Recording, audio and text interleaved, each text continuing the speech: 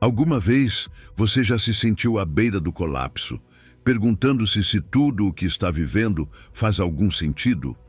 Aqueles momentos de incerteza, aquelas noites em que a ansiedade toma conta, aqueles dias em que, mesmo lutando com todas as suas forças, parece que nada avança. E então você se pergunta: Deus, por que está sendo tão difícil? Por que não vejo respostas? Deixe-me te dizer algo. Cada prova, cada momento de silêncio, cada vitória ou fracasso não são coincidências. Deus está te moldando, te preparando para algo grandioso. Talvez agora você não consiga enxergar, mas Ele está agindo no oculto, construindo o propósito perfeito para a sua vida. Juntos, vamos explorar como Deus usa cada etapa, desde a escassez até o sucesso, para nos transformar, ensinar e levar a um nível de fé e bênção que vai muito além do que podemos imaginar. Não importa o que você esteja enfrentando, a promessa dele continua firme. Por isso, eu te convido a ficar até o final deste vídeo e escrever nos comentários: Senhor, confio no teu processo, ajuda-me a não desistir. E se ainda não fez isso, inscreva-se no canal e ative o sininho para receber mais conteúdos que vão fortalecer a sua fé. Vamos começar. Número 1, Gálatas 6, versículo 9. Não desista, a colheita chega. O cansaço pode ser enganoso, não é verdade? Há dias em que você acorda e sente que não aguenta mais, como se todo o esforço que está fazendo fosse em vão. Mas deixe-me te dizer algo importante. Você não está sozinho nessa luta. Todos nós, em algum momento, enfrentamos essa tentação de querer jogar a toalha, de olhar para o céu e perguntar: será que realmente vale a pena continuar? Mas é justamente nesses momentos de dúvida que você está mais perto da bênção que Deus tem para você. O cansaço espiritual é real. Não é simplesmente um esgotamento físico, é algo mais profundo. Quando oramos, quando trabalhamos para fazer o bem e parece que os resultados não chegam, começamos a questionar se o que fazemos realmente tem sentido. Mas lembre-se do que está escrito em Gálatas 6. Não nos cansemos de fazer o bem, porque a seu tempo ceifaremos, se não desfalecermos. Note bem essa parte. A seu tempo. Não é o nosso tempo, é o tempo de Deus. E o tempo dele é perfeito, mesmo quando não entendemos. Você já viu um agricultor plantar sementes e desistir no meio do caminho porque não viu resultados imediatos? Não, porque ele sabe que o que acontece debaixo da terra não é visível, mas isso não significa que a semente está morta. Pelo contrário, está trabalhando, criando raízes. Assim também é a nossa fé. Quando você sentir que seus esforços não dão fruto, lembre-se, Deus está agindo no invisível. Pode ser que agora você não veja nada, mas isso não significa que algo poderoso não esteja acontecendo. O problema é que muitas vezes a paciência é o que mais nos custa. Queremos ver resultados agora, respostas rápidas. E quando olhamos ao redor e vemos outros aparentemente prosperando, a dúvida nos atinge com mais força. Por que eles sim e eu não? Mas sabe de uma coisa? A comparação é uma armadilha. O que Deus tem preparado para você é único. Ele não está trabalhando na sua vida segundo o relógio dos outros. Ele tem um plano feito sob medida só para você. O inimigo é astuto e aproveita cada momento de fraqueza para sussurrar ao seu ouvido: não vale a pena, desista. Mas não acredite nessas mentiras. Esses pensamentos de fracasso não vêm de Deus. Ele nunca vai te dizer para desistir. Ao contrário, ele te diz: espere só mais um pouco, estou preparando algo grande. Quando esses pensamentos negativos invadirem sua mente, responda com a palavra. Declare em voz alta que você crê na promessa de Deus, mesmo quando não consegue vê-la. Para se manter firme, você precisa alimentar seu espírito constantemente. A oração não é apenas uma rotina, é o seu recarregar diário. Fale com Deus como falaria com um amigo próximo. Conte a Ele o quanto está cansado, mas também peça a força para continuar. E não subestime o poder de estar cercado por pessoas de fé. Às vezes, uma palavra de ânimo de alguém que crê como você pode fazer toda a diferença. Não se esqueça de celebrar os pequenos passos. Não espere apenas a grande colheita para agradecer. Cada pequeno avanço é uma prova de que você está progredindo. Pode ser uma oração respondida, um sinal inesperado, ou simplesmente a paz que você sente depois de um dia difícil. Tudo conta. E quando sentir que não pode mais, lembre-se de como Deus já foi fiel no passado. Olhe para trás e traga à memória os momentos em que você achou que tudo estava perdido, mas de alguma maneira Ele te sustentou. Se Ele fez antes, fará novamente. A fidelidade de Deus não tem prazo de validade. Então, siga em frente. Não pare agora. A promessa continua firme. Seu esforço, sua perseverança não são em vão. Deus já viu cada lágrima, cada oração, cada ato de obediência. E Ele te diz hoje, não desista. A colheita está mais perto do que você imagina. Confie, continue semeando e deixe que o tempo perfeito de Deus cumpra a sua obra. Número 2. Salmo 13, versículos 1 e 2. Quando parece que Deus se cala, confie no seu plano oculto. Às vezes, quando você sente que Deus guarda silêncio, é como se todo o peso do mundo caísse sobre os seus ombros. Já aconteceu com você?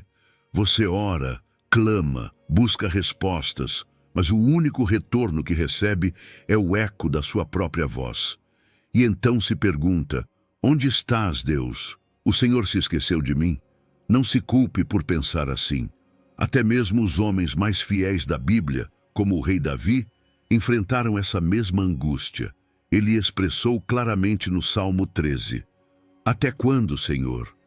Esquecer-te-ás de mim para sempre. Esse clamor é real, humano. O desespero de não ouvir a Deus é uma experiência comum, mas também uma oportunidade para o crescimento espiritual. O silêncio de Deus não é sinal de abandono. Ainda que pareça que nada esteja acontecendo, a mão dele continua operando no oculto, como o sol que permanece atrás das nuvens, mesmo quando não o vemos. Muitas vezes, esse silêncio é necessário porque algo mais profundo está sendo preparado. Pense em um professor durante a prova. Enquanto os alunos respondem, o professor permanece em silêncio. Assim também Deus, em momentos de aparente quietude, espera que coloquemos em prática o que já aprendemos. O problema é que a nossa natureza humana detesta esperar.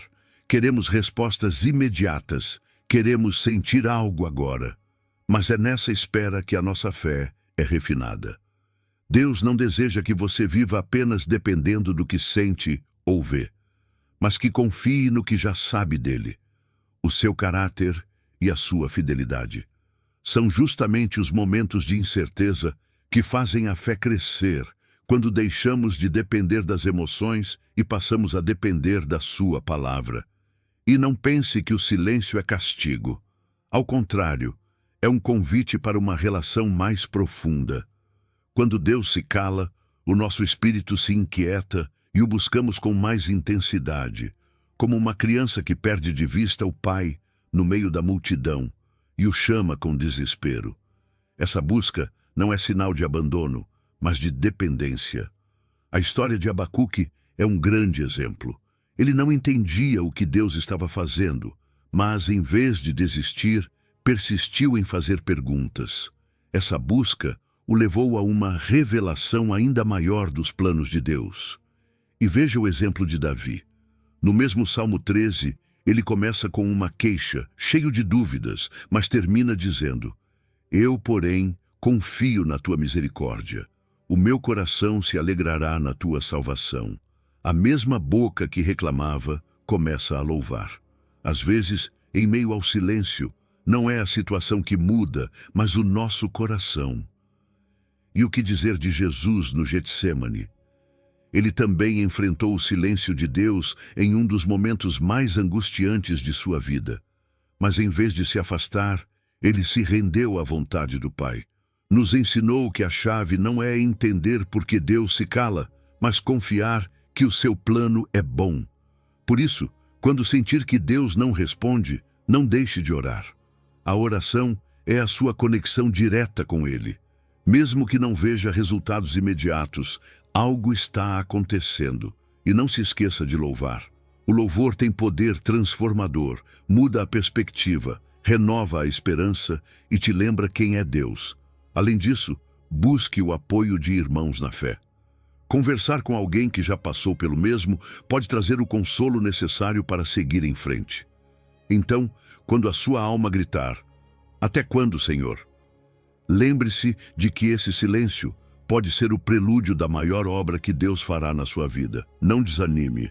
Deus não se esqueceu de você. Ele está preparando algo tão grandioso que, quando chegar, você entenderá por que a espera foi necessária.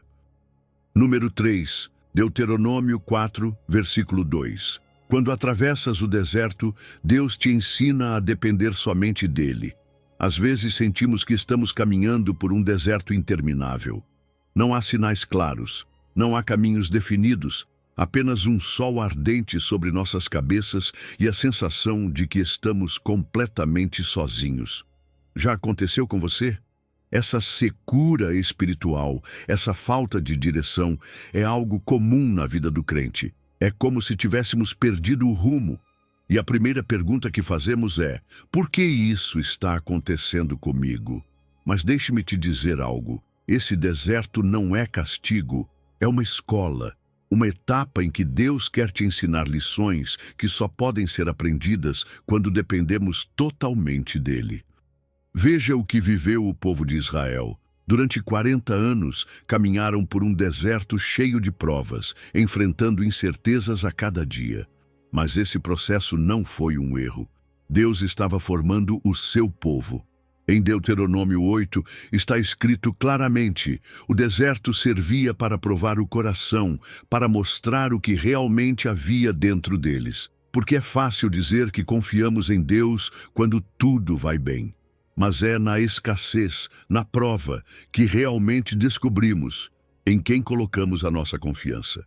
O deserto tem um propósito: arrancar a nossa autossuficiência.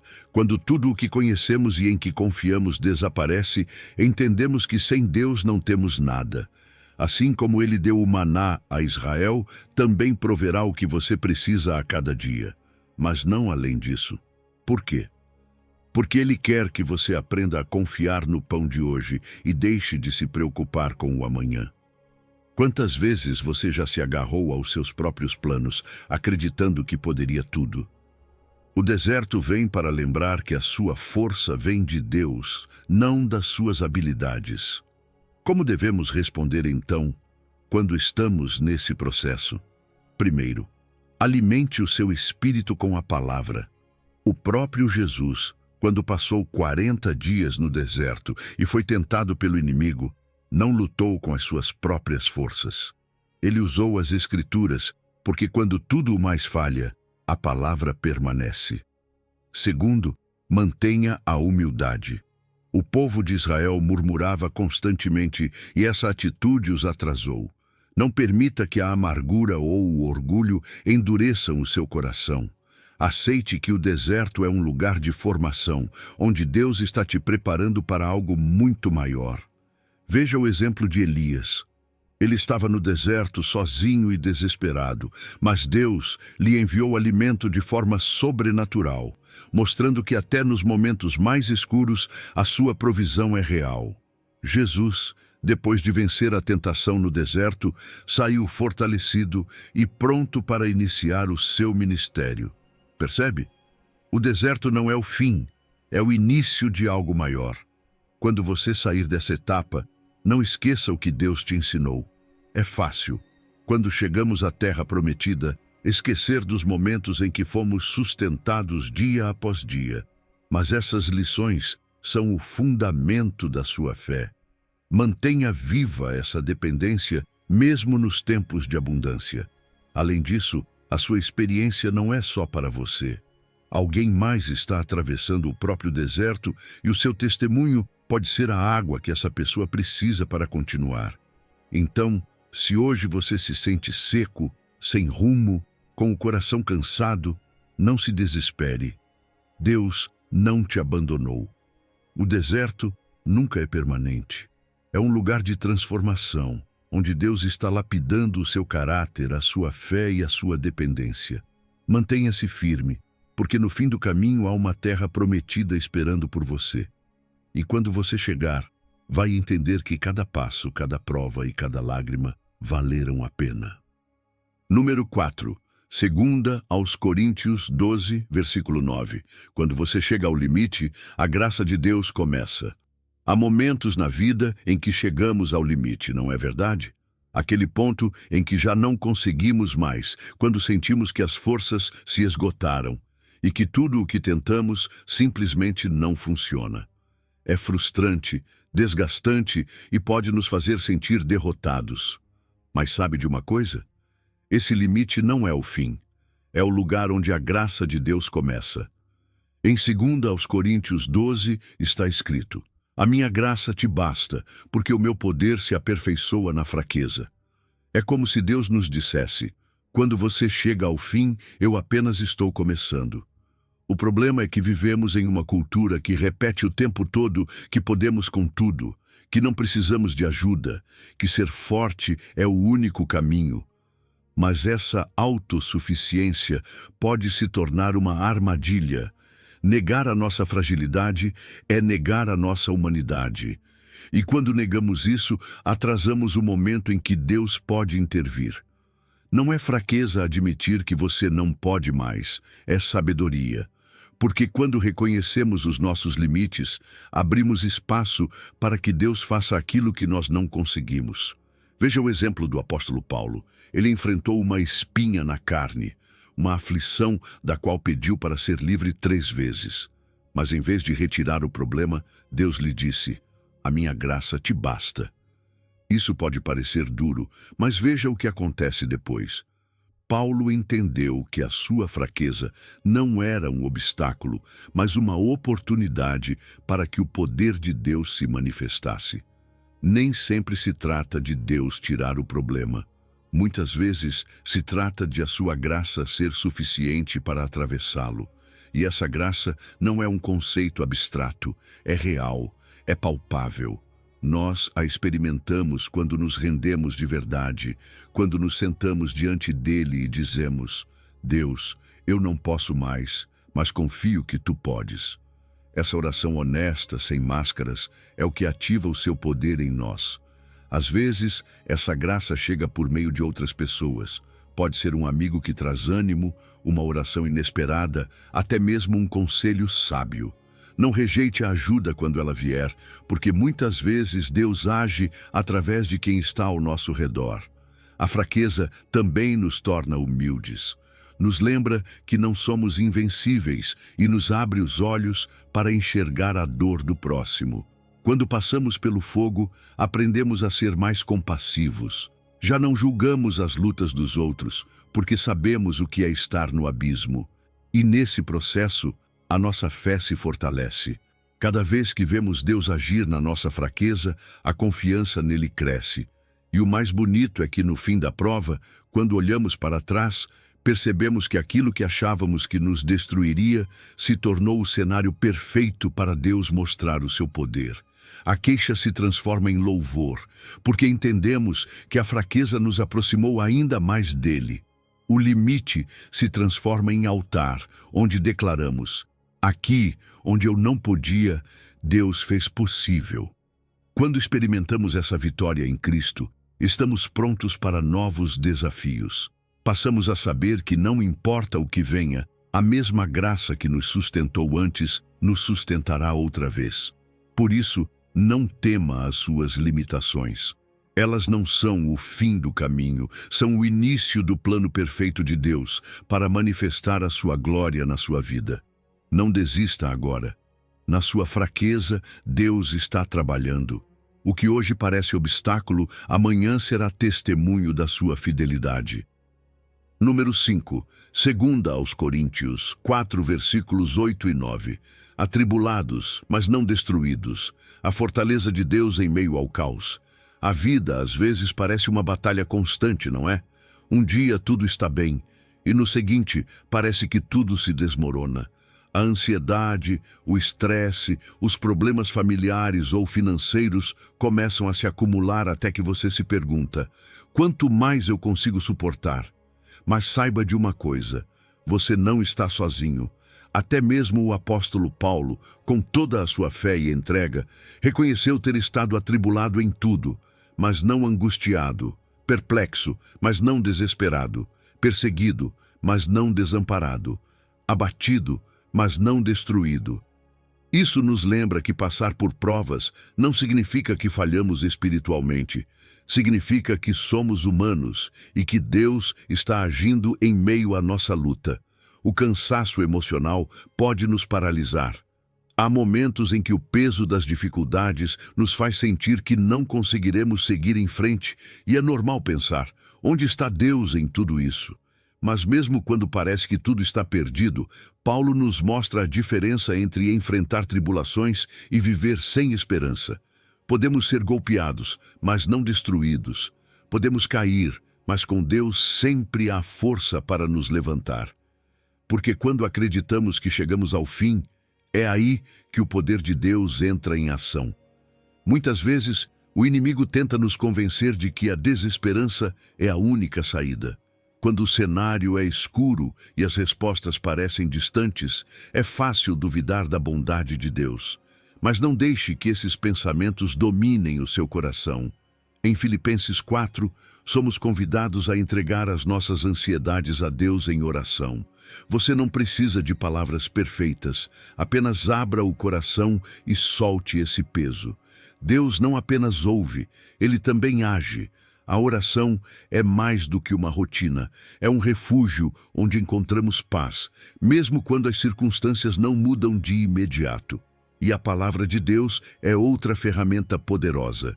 Quando a mente está cheia de dúvidas, as suas promessas são a âncora que nos sustenta. O Senhor é o meu pastor, nada me faltará. Repita essas palavras, medite nelas, porque muitas vezes o problema não é a tempestade ao redor, mas a que carregamos dentro de nós.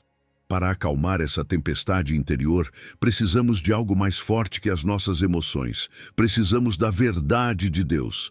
Parte essencial para resistir à pressão é aprender a identificar e expressar o que sentimos. Não reprima a dor.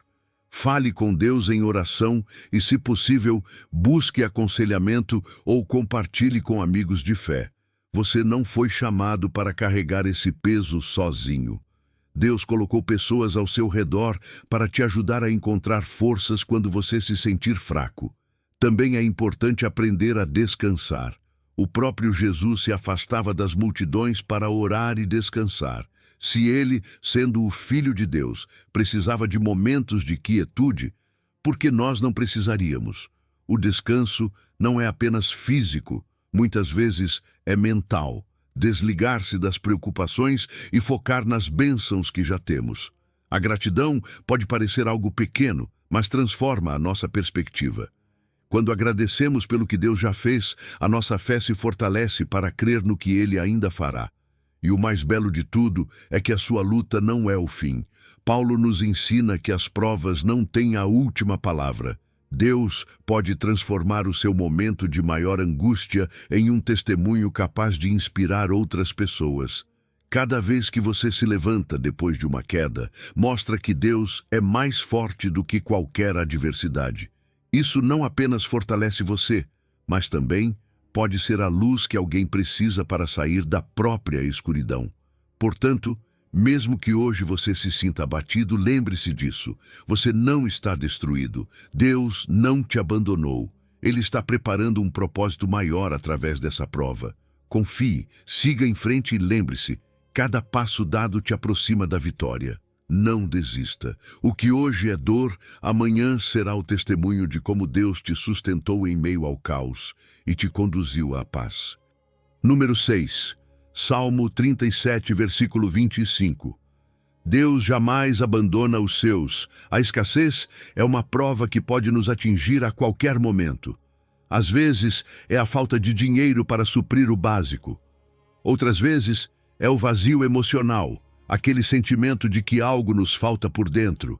Mas, seja qual for a forma como a escassez se manifeste, ela tem uma maneira peculiar de roubar a nossa paz.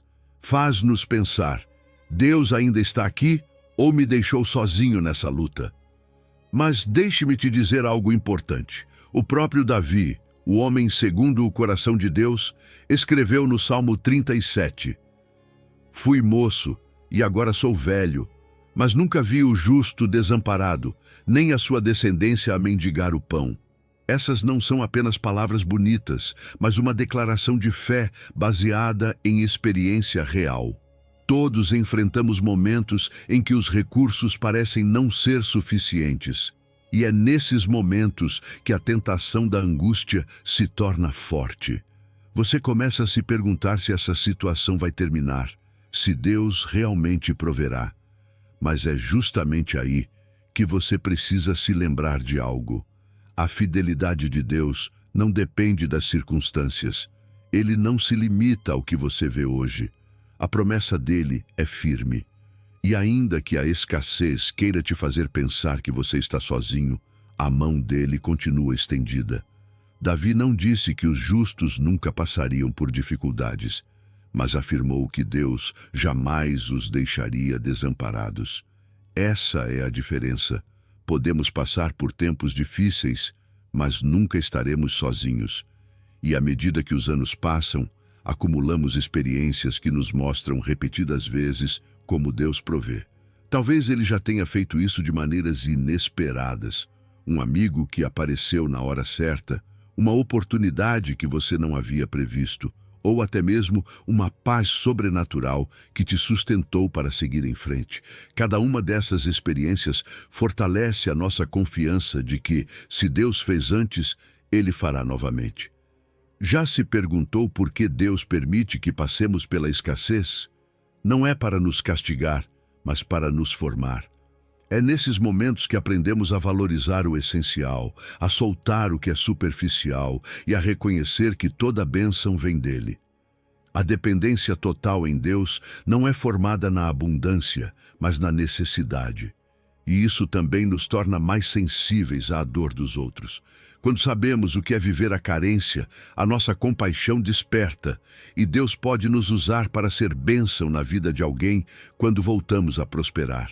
Então, como enfrentar esses tempos sem perder a fé? Primeiro, com gratidão. Pode parecer contraditório, mas agradecer pelo que já temos abre portas para mais bênçãos. Quando focamos no positivo, lembramos que Deus já foi fiel antes e continuará sendo.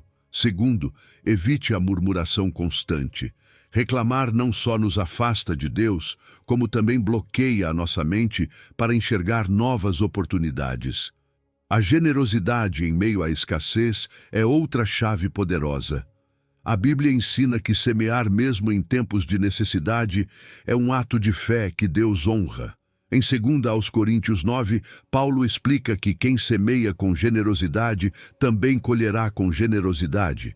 E isso não se refere apenas a dinheiro, pode ser tempo, palavras de ânimo ou ajuda prática a alguém que também está em necessidade. Deus sempre recompensa o coração generoso. E enquanto você espera pela provisão, não perca a esperança. Pense em Elias, que foi alimentado sobrenaturalmente no meio da seca. Deus não se esqueceu dele e também não se esquecerá de você. A provisão de Deus não apenas supre as nossas necessidades, mas traz ensinamentos. Aprendemos obediência, gratidão e a responsabilidade de administrar bem aquilo que Ele nos dá. A escassez não é o fim da sua história. É apenas um capítulo que Deus está usando para te preparar para algo maior. Por isso, quando sentir que tudo é insuficiente, lembre-se da promessa. Deus jamais abandona os seus. A fidelidade dele é inabalável e ele te sustentará até o fim. Não desista agora. O que hoje parece escassez, amanhã será o testemunho de como Deus foi o seu provedor fiel. Número 7. João 16, versículo 33. Vitória garantida. Jesus venceu o mundo. Na vida cristã, enfrentar oposição não é uma possibilidade, é uma certeza. O próprio Jesus disse: "No mundo tereis aflições." E essas aflições podem assumir muitas formas. Às vezes, são comentários desdenhosos de pessoas próximas, justamente aquelas de quem esperávamos apoio. Outras vezes, é um ataque direto à nossa fé. Quando tudo parece se complicar e sentimos que Deus guarda silêncio, já aconteceu com você de se perguntar se realmente vale a pena continuar, se não seria mais fácil desistir? Mas deixe-me te dizer algo. Esse cansaço, essa resistência, não são sinais de fracasso. São sinais de que você está no meio de uma batalha espiritual que, graças a Jesus, já foi vencida. É normal sentir medo ou frustração diante da oposição. Ninguém gosta de ser rejeitado ou de enfrentar obstáculos. Mas sentir isso não significa que sua fé é fraca. Significa que você é humano, e Jesus sabia disso. Por isso, quando nos disse que teríamos aflições, Ele não nos deixou apenas com a advertência. Ele nos deu também a promessa: "Tende bom ânimo, eu venci o mundo." É como se Ele estivesse dizendo: não importa o que você esteja enfrentando agora, porque já está resolvido. Eu já lutei por você. Essa é a diferença entre viver com Cristo ou sem Ele. Com Cristo, a batalha final já tem um resultado garantido. Veja os exemplos da Bíblia. Neemias enfrentou zombarias, ameaças e desânimo enquanto liderava a reconstrução dos muros de Jerusalém. Seus inimigos fizeram de tudo para pará-lo, mas ele não recuou. Por quê? Porque sabia que estava cumprindo o propósito de Deus. E no final, os muros foram restaurados. O mesmo aconteceu com Paulo. Quantas vezes ele foi espancado, preso e desprezado. Mas ele não parou. Sabia que cada prova era temporária e que a missão de anunciar o Evangelho tinha um peso eterno. Se eles puderam perseverar, por que você não poderia? A mesma graça que os sustentou também está disponível para você. A chave está em como enfrentamos a oposição. Não é possível fazer isso sozinho.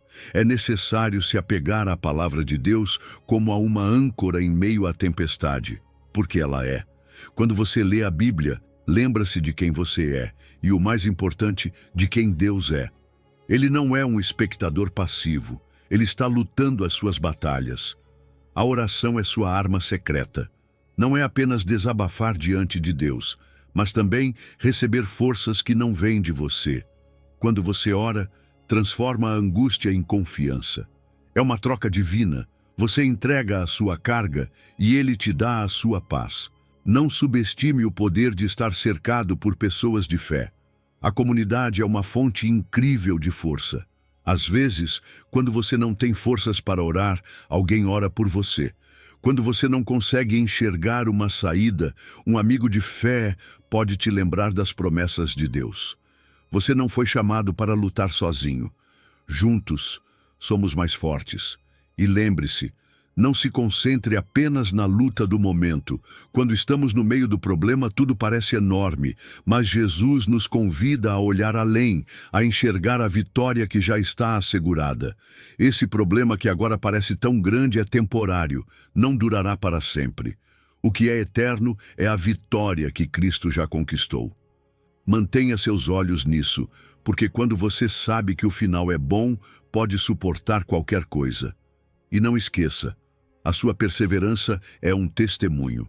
As pessoas estão observando. Elas veem como você enfrenta os desafios e como, apesar de tudo, continua confiando. Sua fé pode ser a centelha que desperta a esperança em outros corações. Então, quando se sentir abatido, lembre-se, você não está destruído. Jesus já venceu o mundo. Não desista agora.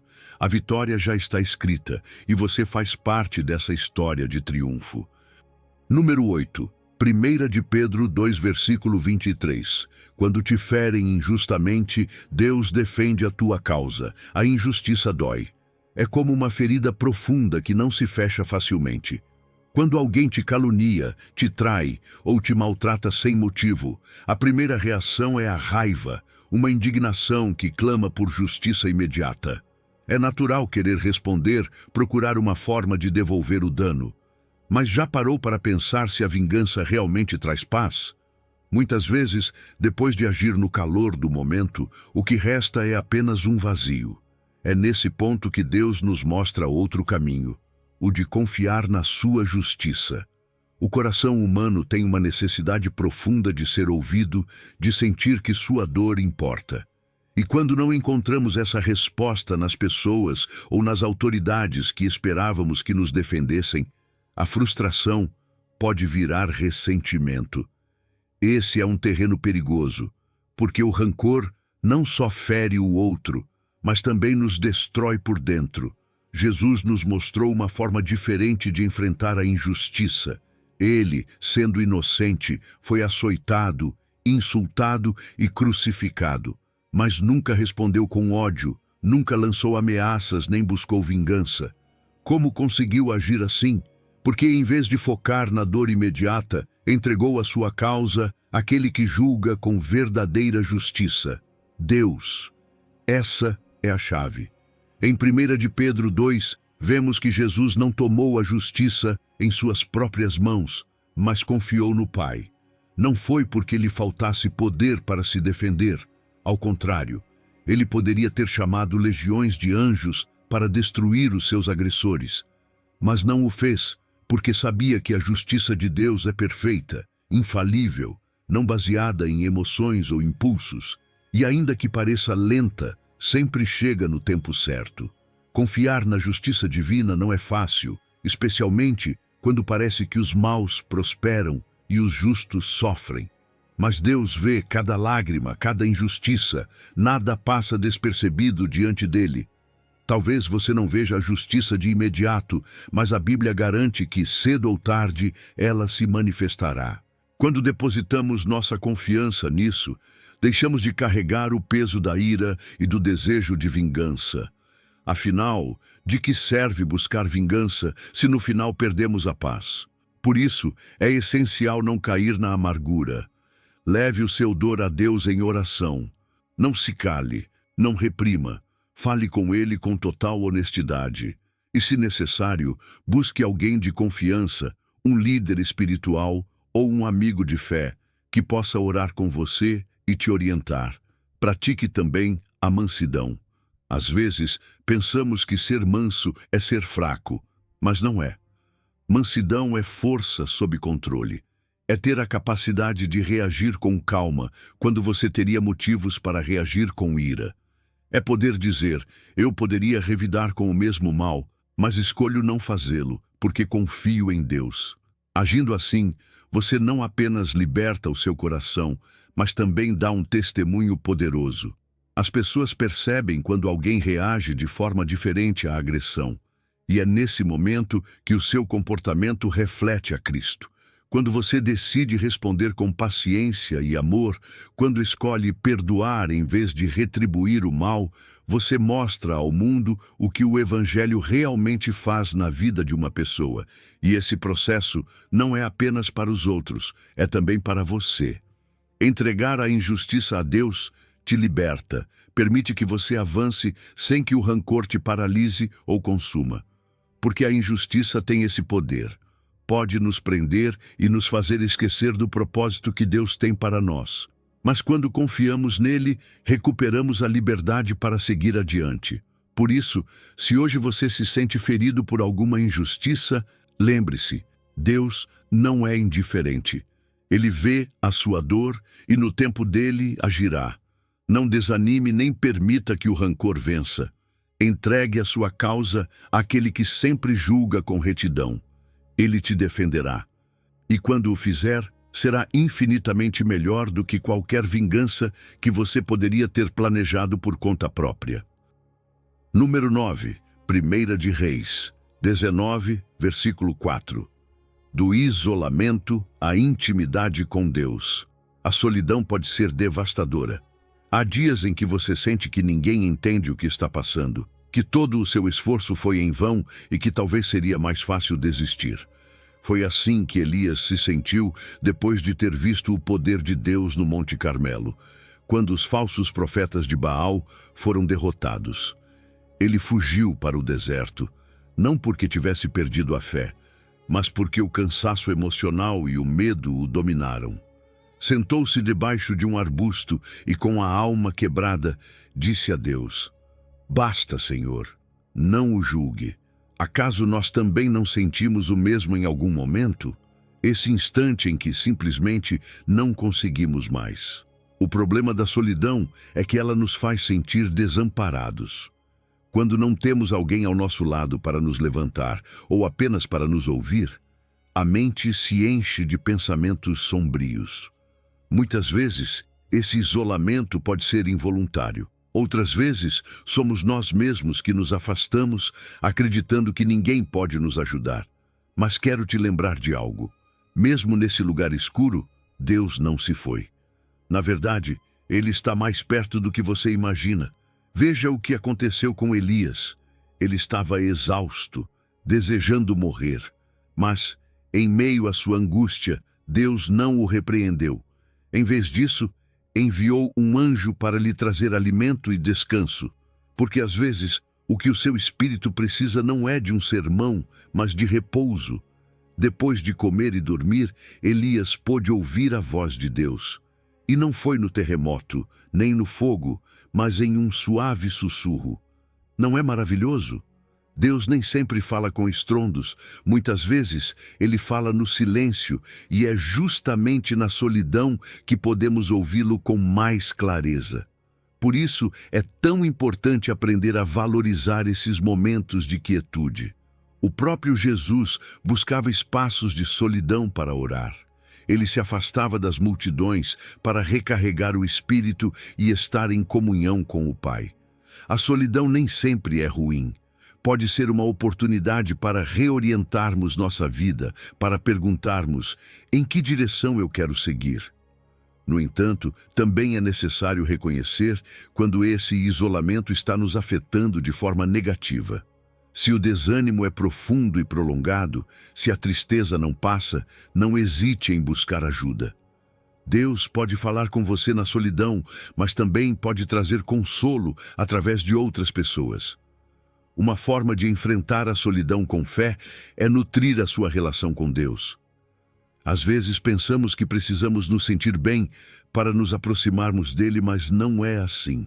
Podemos buscá-lo mesmo no desânimo, lendo a sua palavra ainda que sem forças, cantando mesmo quando as lágrimas não nos deixam terminar. Quando fazemos isso, pouco a pouco a presença de Deus começa a preencher os vazios que a solidão deixou. Também é importante saber quando sair do isolamento. Não faça isso sozinho. Procure alguém de confiança, um amigo, um conselheiro ou um líder espiritual. Deus nos criou para vivermos em comunidade. Há momentos em que precisamos estar a sós, mas também há momentos em que precisamos do abraço e do conselho de outros. Quando Elias saiu do seu isolamento, Deus não apenas o restaurou, mas também lhe deu um novo propósito. Mostrou o que ele deveria fazer, quem deveria ungir e revelou que sua missão ainda não havia terminado. Talvez hoje você se sinta em um deserto, mas não desanime. Esse tempo de solidão pode ser o prelúdio de algo novo na sua vida. Assim como Elias, você sairá fortalecido, com uma visão renovada e pronto para continuar o caminho. Então, se hoje você está nesse lugar onde tudo parece escuro, onde a solidão te oprime, lembre-se, Deus não terminou com você. Ele te vê, Ele te ouve e está trabalhando no seu interior, mesmo quando você não percebe. Não desista agora. Esse deserto é apenas o lugar onde Ele está preparando o seu próximo passo. Número 10. Mateus 5, versículo 44. Ame os seus inimigos, o poder transformador do perdão. Perdoar alguém que nos feriu não é fácil, Na verdade, é provavelmente uma das coisas mais difíceis que Jesus nos pediu.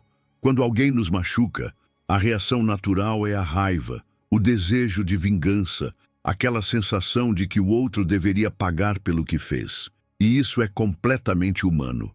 Mas Jesus nos confronta e nos diz algo que vai contra todo o impulso. Amai os vossos inimigos, bendizei os que vos maldizem, orai pelos que vos perseguem. Essa é uma lição radical. Ele não nos pede apenas para tolerar ou ignorar, mas para amar e orar por aqueles que nos ferem. Por quê? Porque o perdão não é apenas para eles, é para nós. É o caminho para a nossa liberdade. O rancor é como uma prisão em que nós mesmos nos trancamos. Quando guardamos ressentimento, pensamos que estamos castigando o outro, mas na realidade estamos envenenando a nós mesmos lentamente.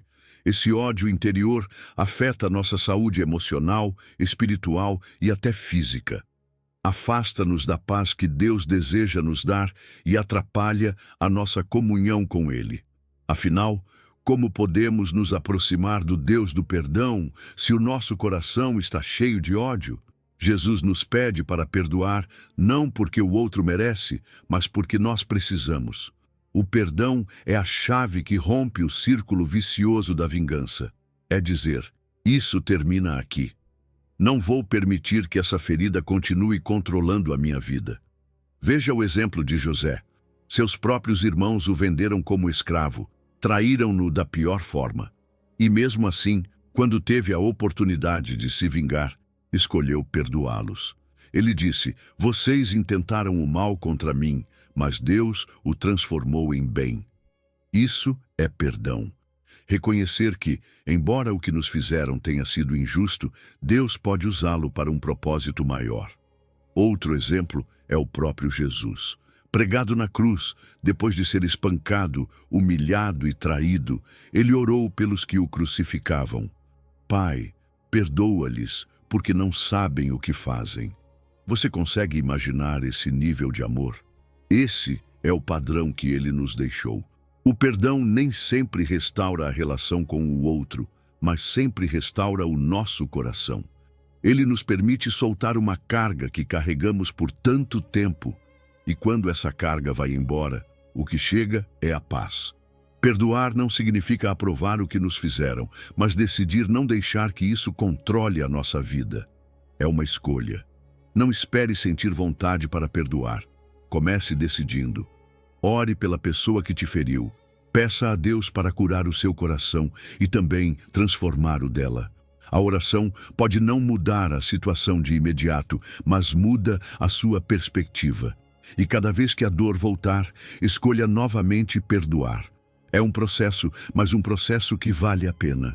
Jesus nos ensinou a abençoar os que nos amaldiçoam, porque sabia que, ao fazer isso, nos libertamos. Quando soltamos a ofensa, o coração se torna mais leve e a paz que tanto buscamos retorna. Passamos a ver a vida com outros olhos, mais compassivos, mais empáticos, mais conscientes de quanto já fomos perdoados por Deus. Porque se formos sinceros, nós também falhamos. Nós também já ferimos outras pessoas. E Deus, em seu amor, nos perdoa vez após vez. O perdão é poderoso. Quando você decide perdoar, não muda apenas a sua vida. Você deixa um testemunho vivo que outros podem ver.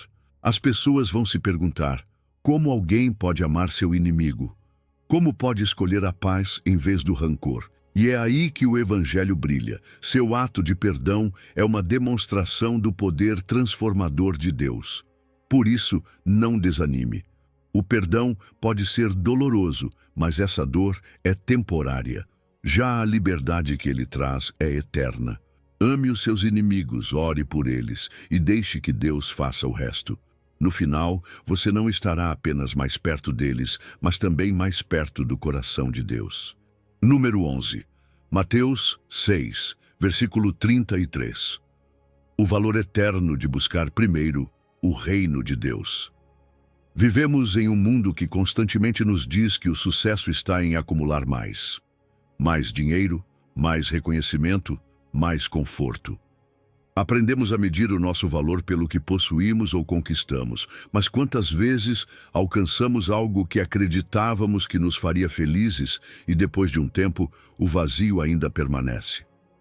Essa sensação de que algo falta é um sinal claro de que estamos perseguindo o que é temporário e negligenciando o que é eterno. Jesus sabia disso. Por isso nos deixou um conselho que pode mudar tudo. Buscai, pois, em primeiro lugar o reino de Deus e a sua justiça, e todas essas coisas vos serão acrescentadas. Quando Jesus fala sobre buscar primeiro o reino, ele não está dizendo que não podemos ter metas ou desejos pessoais. Deus conhece as nossas necessidades e sabe que queremos prosperar. O problema surge quando essas metas se tornam o centro da nossa vida, quando a nossa felicidade depende exclusivamente de conquistá-las. É aí que começamos a nos sentir ansiosos, cansados e muitas vezes até desiludidos. Porque nada neste mundo pode preencher o espaço que só Deus pode ocupar. Jesus nos convida a mudar o foco. Não se trata apenas de ir à igreja aos domingos, mas de colocá-lo no trono do nosso coração.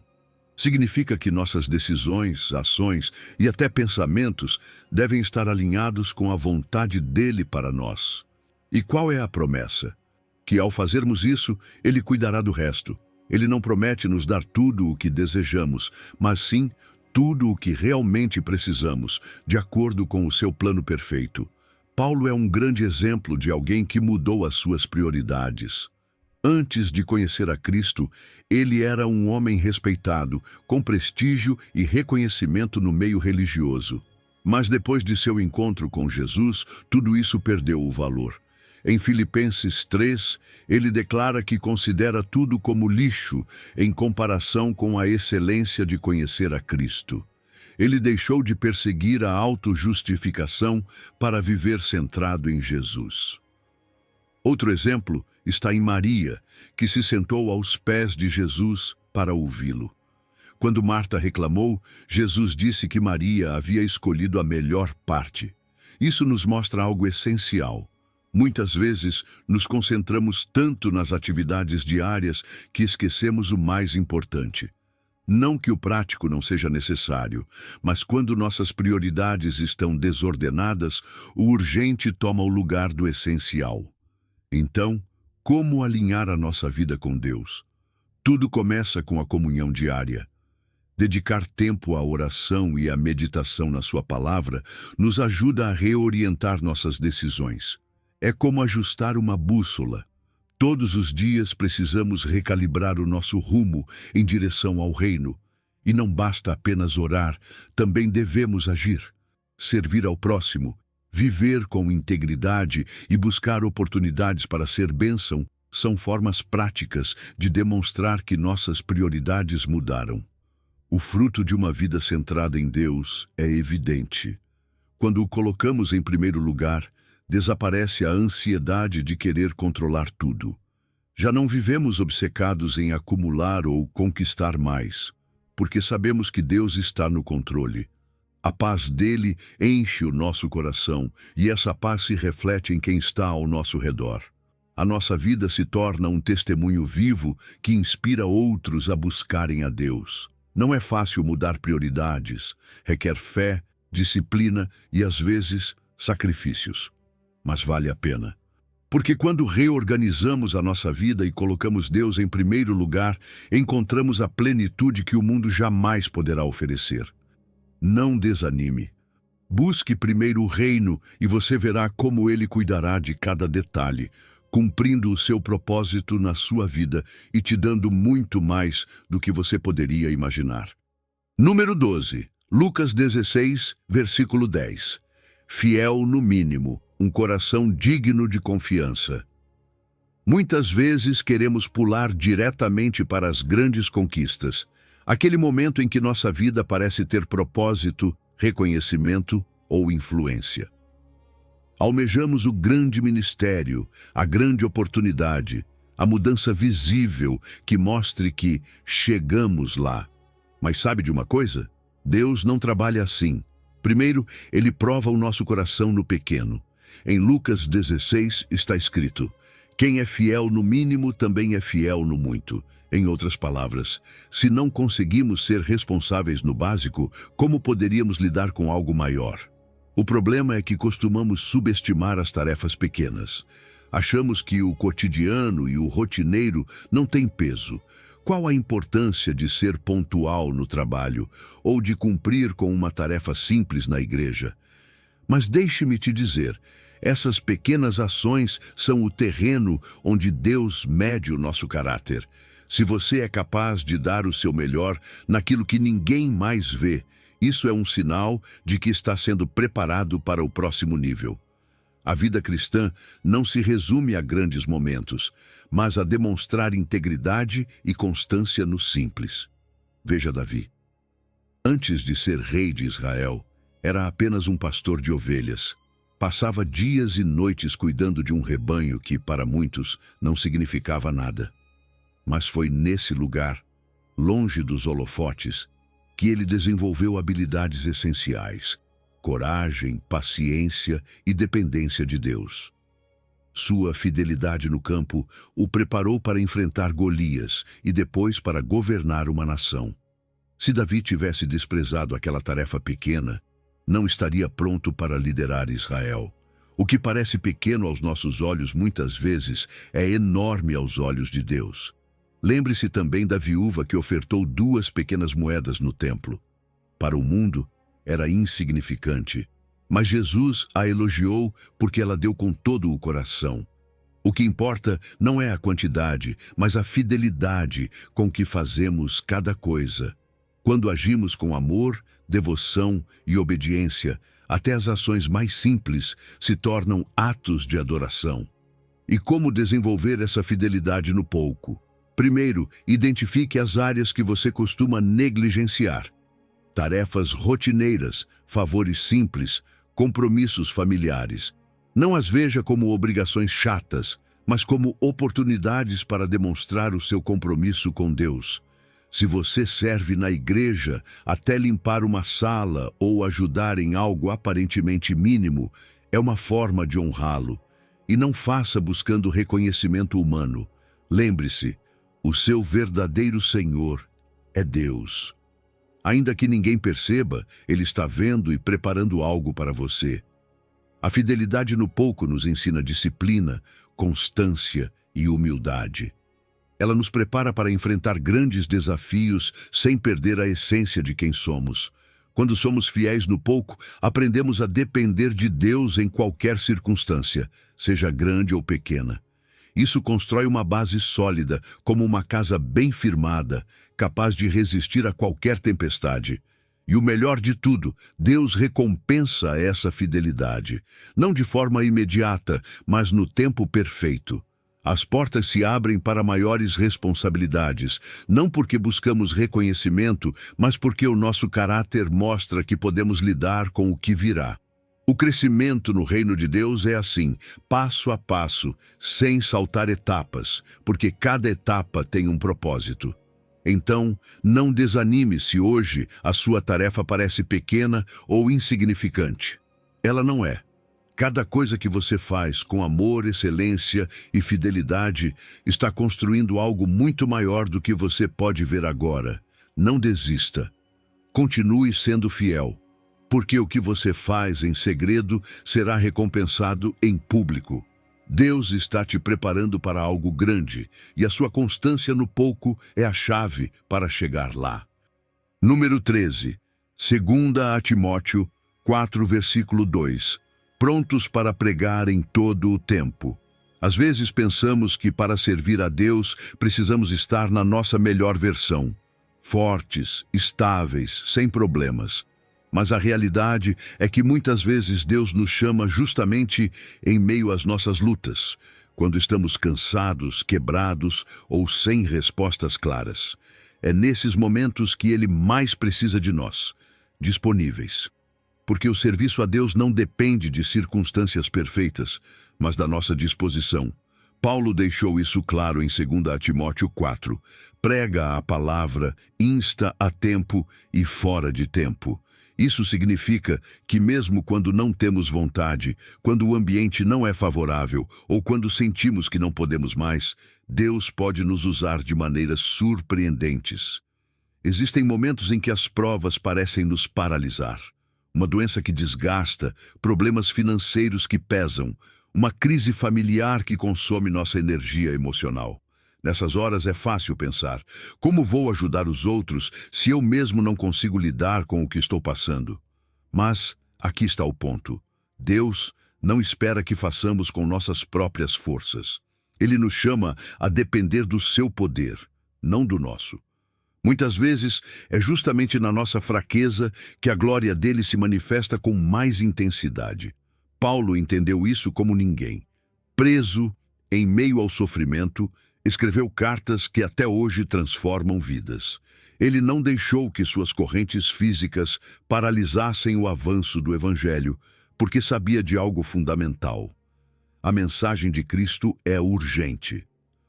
As circunstâncias pessoais não limitam o propósito de Deus. Ao contrário, muitas vezes as provas são o cenário perfeito para revelar a força da nossa fé. Pregar a tempo e fora de tempo não significa ignorar a dor, mas permitir que Deus a use como parte do nosso testemunho. Veja também os primeiros cristãos. Em meio a perseguições brutais, sob ameaça de morte, continuaram a compartilhar o Evangelho de Jesus. Não esperaram as coisas melhorarem, porque sabiam que a obra de Deus não podia parar.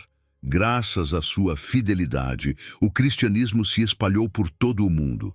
O seu sacrifício nos lembra que, quando estamos disponíveis, Deus faz coisas muito maiores do que podemos imaginar. Então, como nos preparamos para servir em todo o tempo? Primeiro, precisamos ancorar nossa identidade em Cristo, não em nossas emoções. Elas mudam, mas a nossa missão não depende de como nos sentimos, depende de aquele a quem servimos.